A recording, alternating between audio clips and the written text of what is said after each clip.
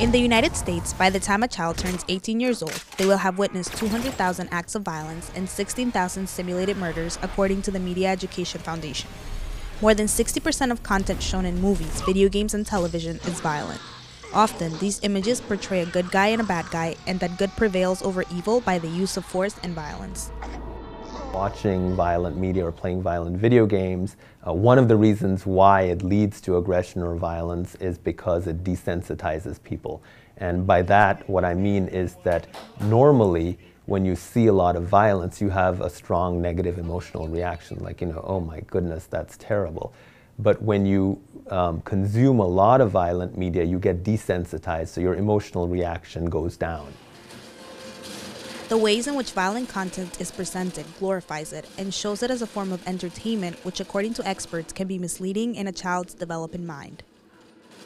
The problem is that children who are, age 2 don't have the ability to know, oh, you know what, this TV show or this video game is not something that is going to be good for me to watch, or it's going to elicit some sort of a negative feeling inside of me or aggressive feeling. So, therefore that's where, parental guidance really becomes very important. Children are more impressionable and can more easily be influenced by the amounts of violence they are exposed to. In the United States, there is a higher level of violence shown during Saturday morning cartoons, 20 to 25 acts per hour, than during primetime television, which only shows 3 to 5 acts. There are all of these different pathways: desensitization, priming violent thoughts, creating angry moods, all of which then in turn lead to the tendency for more violence and aggression.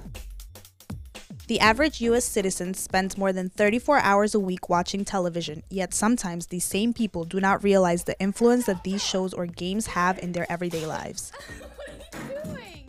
I don't know, I think it's somehow interesting to people to see something that is sort of totally outside of their reality.